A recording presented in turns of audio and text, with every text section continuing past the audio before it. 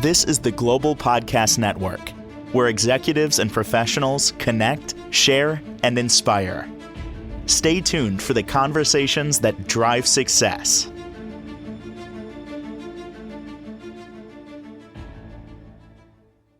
So, got an important question for you, and I'm going to go on a limb, but I don't think it's really a far one when I say this. It pertains to everyone. What is stealing your power? There's something. Something is taking your power, preventing you from moving your life forward, achieving those goals. What is stealing your power? We're going to dig into that today. And you might have some realization, might have to even admit to yourself, oh, yeah, I know it's there, but I don't want to really truly admit. She is a transformational speaker, Reiki therapist, pastoral counselor, intuitive guide, interfaith minister. She helps you explore what's going on in your life, transform, and really the ultimate goal in all of this is to heal. And as I'm speaking about this, I'm guessing that the reason something is stealing your power is because you need to heal. Chris Clearday, our professional of the year, back with us. How you doing today? Very well. How are you? That popped in my head. Is whatever's stealing our power, stealing it because ultimately, we really need to heal from something? Oh gosh, absolutely, Steve. It's literally all coming up to be healed. So every time that someone has even a momentary spark of disappointment, anger, sadness, fear, self-judgment, judging other people, feeling inadequate, whatever it is, even a negative behavior. So we're talking thoughts, feelings, and behaviors, the three things that really form our neural pathways, which inform our experience of life. Those are all always coming up to be healed, but they get misinterpreted by our system regularly. So, picture someone driving down the street having road rage. That is anger coming up to be healed. It's very obvious, but think about things that are even more subtle. Think about a momentary thought that you might have, like, I'm not good enough, or I can't do things right. I had one of those this morning. I can't remember what it was now. I noticed it. I was like, oh, wow, that's silly. But it's the little things and it's the big things. And they all stem from micro traumas, the little tiny things that happened to you or that people said or did, or that you thought to yourself, the things you made up about yourself from when you were little.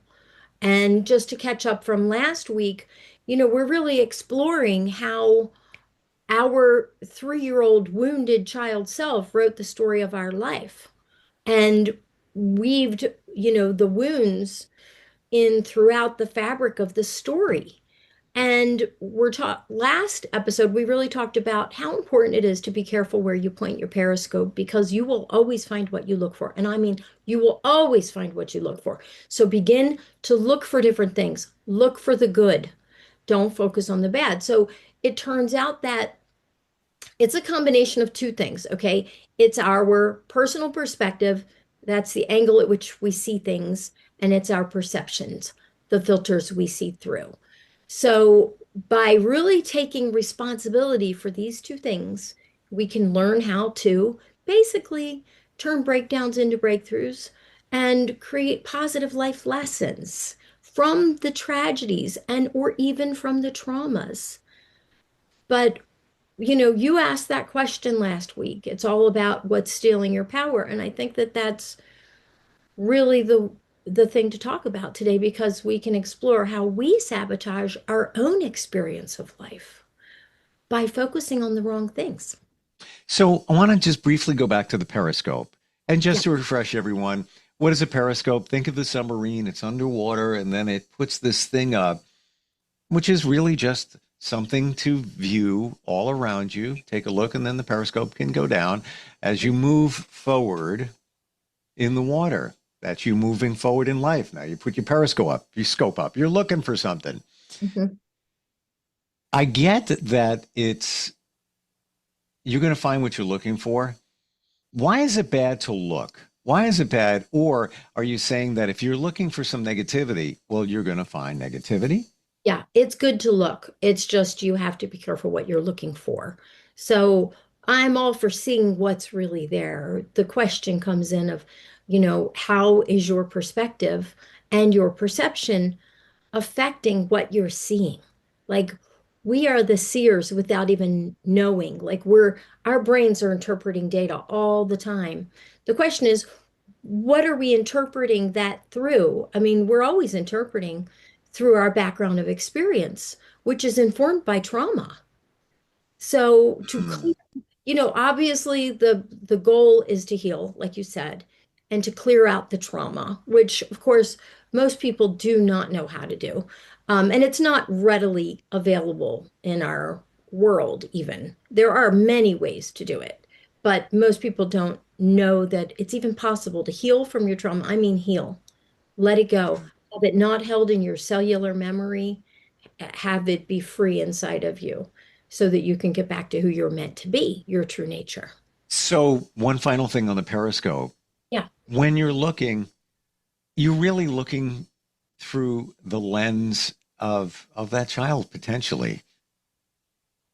Every one of us are Mm. looking through the lens of a wounded 3, 4, 5, 6, 7-year-old.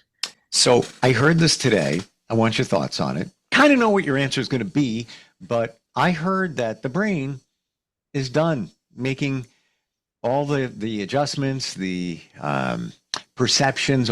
11 to 12 years old. We're done. We're all finished. Close the door, close the case. We're moving on, and now become an adult. It's all been done. 11 and 12. That's it. Well, I haven't heard that, and I'm certainly not a brain expert, but I do know that neural pathways can change easily. Easily, quickly, and at any age. It can happen through a sudden shift, like an epiphany, or it can happen through a, a slowly coming to terms with things. Um, but certainly, in many ways, our perspective and perceptions have been very well formed by the time we're 7. And so, even, yes, 11, sure, but I think that we can always shift and grow and learn and change as you've discovered in your own life. And our orientation can shift, but we have been very affected by the things that have happened to us. It's a very unconscious process. Hmm. So, this is, this is an opportunity to get conscious about some of the things that have been unconscious, because the truth is that your experience of life depends upon the thoughts, feelings, and behaviors that you indulge. And I use the word indulge accurately. We are indulging in negative experiences regularly. And you're going to ask me why. I already know. And that's because of dysfunctional nostalgia. It feels good to hurt so bad in a way that's really familiar. Therefore, it becomes comfortable. We are going in all different directions here. We're going to get back to what's stealing your power, but I've got to ask this question. What happens when you listen to music from your childhood? Is that a bad thing? No, no, that's probably nostalgia in the truest sense. That's the good nostalgia. It feels good. It's like seeing an old car. And I get that. And I do it all the time, to be honest with you. I was jogging last night in the dark, playing songs from when I was, I don't know, 10, 11 years old. Why? I don't know. It's just like kind of cool. Remember that song? And now different perspective because now I'm jogging, seeing different areas, just a different view. So it's almost as if you view the music differently. But I'm wondering now, as we're talking about this, how do you know that you're not doing it? Let's focus on listening to old music. How do you know that you're not doing it in a negative way?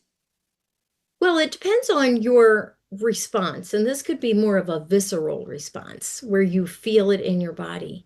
If your response is, wow, that's cool. That reminds me of, good times that I had when I was growing up. Great. Then you're not suffering. It depends on if you're suffering. Like I can remember a couple songs from my childhood that I would hear driving myself to school in my senior year, and I would cry.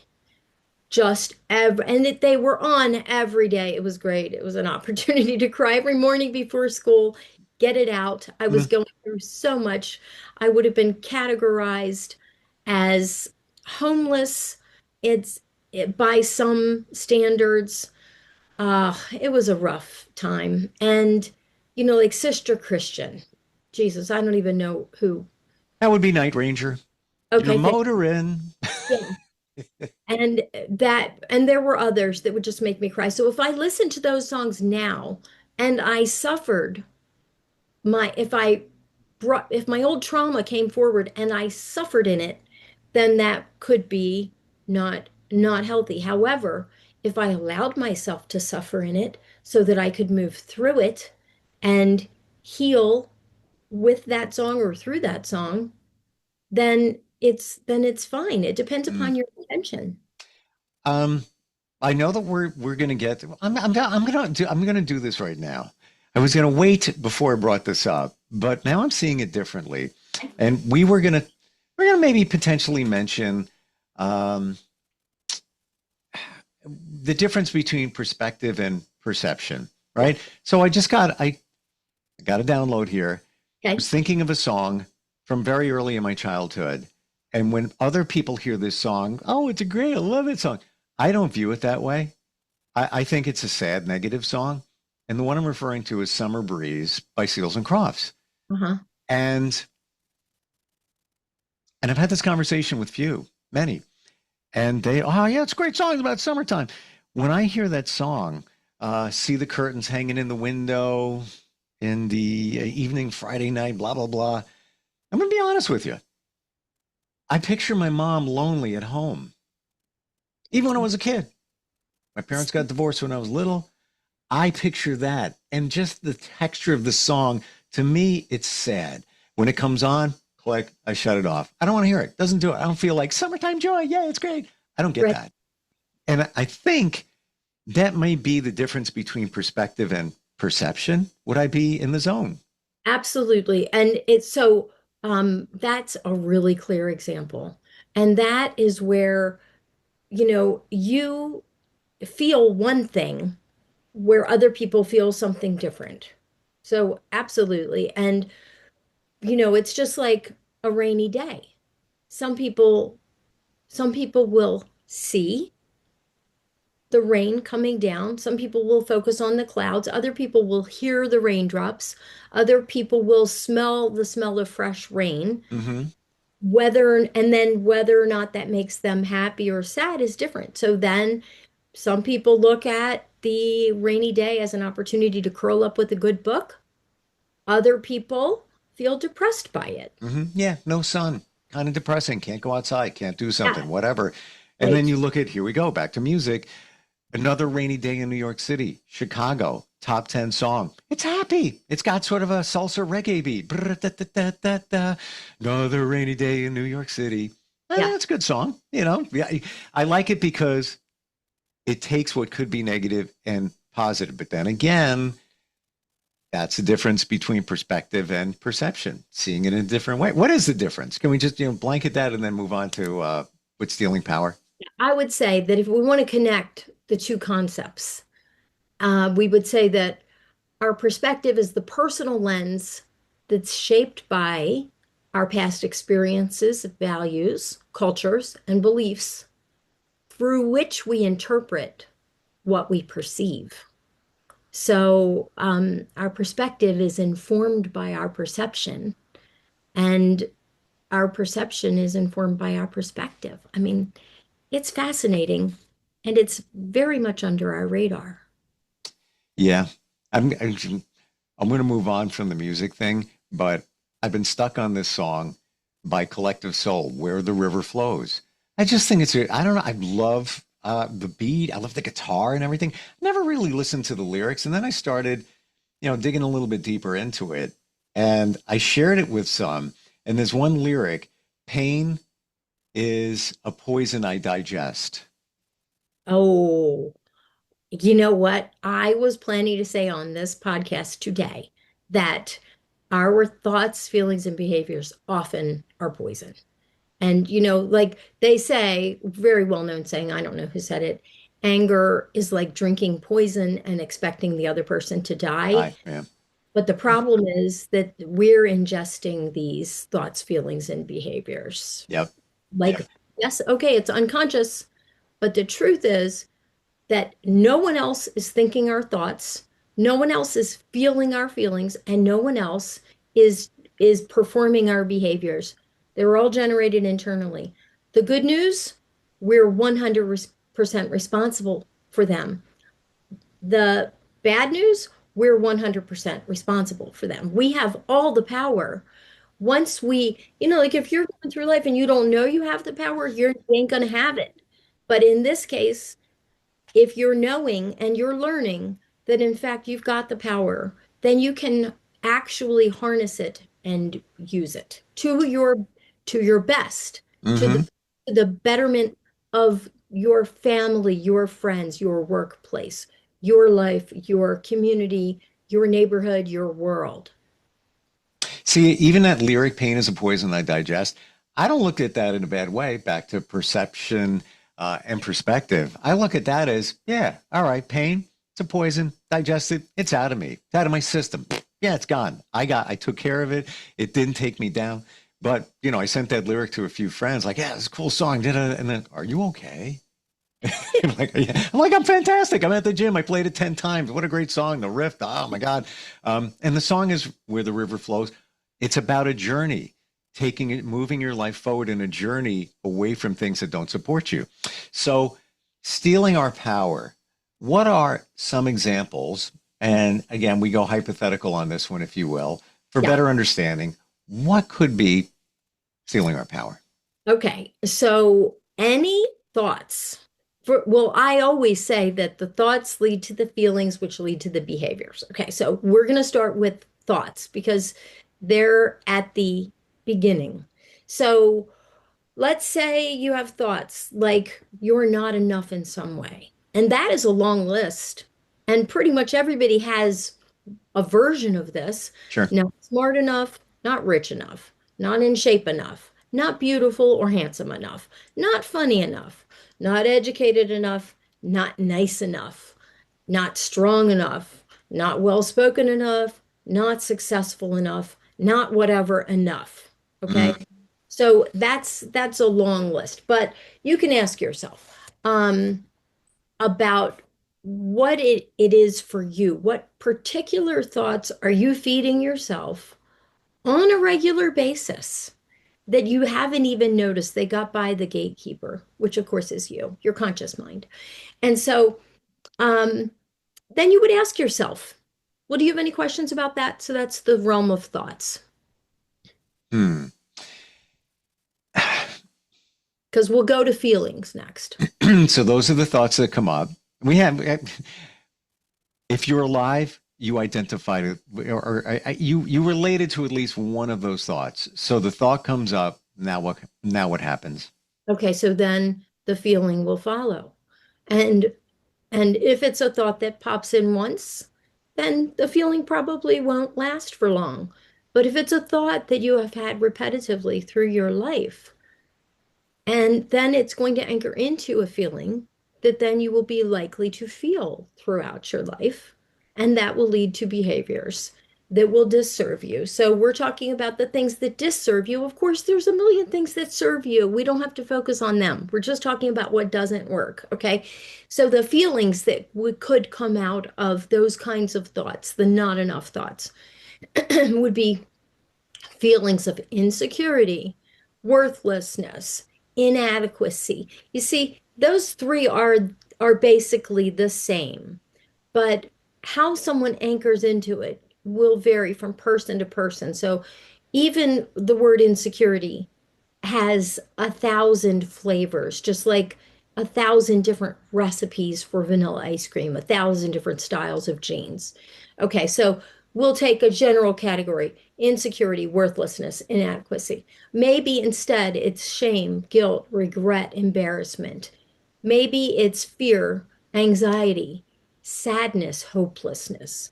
Maybe it's anger, resentment, bitterness. Maybe it's disappointment or jealousy.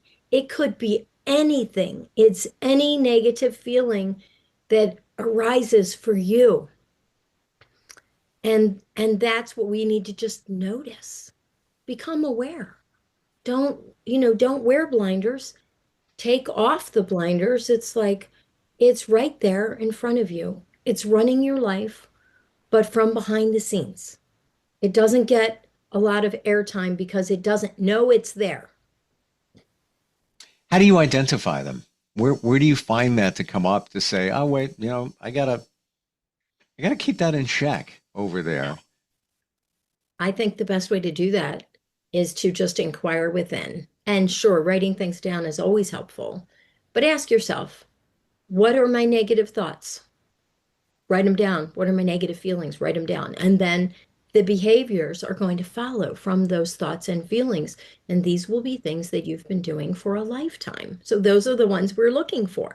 So I'll give you some examples of corresponding behaviors that have come from a collection of thoughts and feelings. So any kind of self-sabotage, self-betrayal, self-abandonment, self-sacrifice, self-rejection, self-loathing, self-harming. We're talking about obvious things like alcohol and substance abuse, eating disorders, or even disordered eating. But we're also talking about the quiet offenses like shutting down, suppressing, denying, avoiding, pretending, minimizing, wishful thinking, procrastinating, lying, manipulating, taking things personally. My personal favorite, holding on to pain from the past. These are the things they hurt us over and over again throughout our lifetime. And generally, it's the same story, different day. Mm. You said self-abandonment. I'm trying to realize what that is. Yes, abandonment. I got that. Maybe feeling abandoned by people because of childhood, things like that. Got that, all that. But self-abandonment, how do you define that? Okay. I'll give you my own personal example. Um, so I was 15 and or six, no, I was 16. I was in a really seriously difficult living situation. And I had an opportunity to step up for myself, and I didn't. I let myself down by continuing to live with my mother because I was going to feel too guilty and regretful. And Mm. I was going to worry about her killing herself if I left. And so I stayed and I suffered through a whole school year. Junior year of high school, I suffered through a whole school year. Um, and I knew ultimately it came down to I'm going to kill myself if I continue to live here with my mother, who I knew loved me, but was off the rails. And I later found out why. Um, but when I haven't shared that, it's a really fascinating story. But um, it came down to either I was going to kill myself, or I had to risk that she would not kill herself and be okay. And I finally left at the end of junior year. Okay, so I self-abandoned sophomore year for my mother's benefit. And then I ultimately chose to leave, which was a very healthy move on my part. Um, Especially at that age. I give you a lot yeah. of credit. Mm. And but I'm just thinking about this right now. If I back up, the summer before that sophomore year, I'm sorry, the spring semester of my sophomore year, my mother kicked me out of the house for really no good reason. She said I had to get off the phone by the count of 10, and that was because my cousins were over for dinner. Usually we could talk on the phone during dinner. This time she didn't want me to talk on the phone during dinner. And on the count of 10, I popped out and I said, "Ta-da!" And she said, "That's it. You're going to live with your father." And I did. And it was much easier to live with my dad. It was a reprieve, not really emotionally very comforting or nurturing. You know, he was emotionally unavailable, but it was a safer space for me by far. And his girlfriend just was lovely. So that was a big help. Thank you, Sharon. And so what I found uh, is that it was easier living there at my dad's house. And then sometime around June 1st, my mother said, it's killing me for you to live at your father's house. You need to move back in with me or lose me as your mother. I will give you 30 days to decide. So I had until something like July 1st to decide. And I said, well, what what do you mean lose me as your mother? And she said, you will not be able to call me. You will not be able to come over and visit. And I said, but what about Mimi and Granddad and Aunt Carolyn and Uncle Dennis and Kimmy and Denny and Uncle Frank and Aunt Mary and the kids and Uncle Brian? And she said, you will lose them all. And so what could I do? I didn't realize at the time that that was emotional blackmail. I also did not know the pain that my mother was in. My mother was in a lot of pain. And I know why now. She confessed it to me later. And so I moved back in, and that was at the end of that was just the summer before junior year started. And then I suffered all through that junior year of high school. I wanted to die. Mm. And ultimately, leaving was I rescued myself. You abandon yourself. I sure did. Yeah. And you knew all along what you should have been doing, but I get it. Your empathy got the best of you. I mean, I felt like my mother's life was on the line. It Yeah. may or may not have been. She did end up being okay. Very rarely was she happy and fulfilled, but she was okay. Wow. Well, you know what goes right? I want to keep going. We're out of time. And I'm going to be honest with you. We've spent a lot of time together here. 12 words into your story, I felt your pain. Then my empathy kicked in. I'm like, I could feel it. I didn't even know where you were going with it, but I already felt it. It's so bizarre. But I guess this is the ultimate example of something stole your power, Yes. And right? I gave it away. And I was responsible for that. And children don't know what they're doing. Mm-mm. But in our adulthood, it's really our obligation to figure this stuff out because whatever the negative patterns are, it's just identifying them is half the battle. Okay. So we should continually seek to shed the blinders, be responsible for our own personal perspective, our angle that we're seeing things through, and our perceptions, which is the filter, and know yourself well enough to see the ways that you are disserving yourself, your life, your friends, your family, your significant other, your kids, your boss, your coworkers, your neighbors, your community, your world. Like, just be willing to examine what steals your power, and you'll find it. Short answer on this one. Whatever's stealing your power, you're allowing it to steal your power all the time in every situation. Would that be all right to say? You're allowing it to steal your power ultimately. Yes, but maybe understanding that without making ourselves wrong. So the first thing to do would be to notice it without judging ourselves, because we don't want to Yes. notice that we're dealing with shame and then become more ashamed.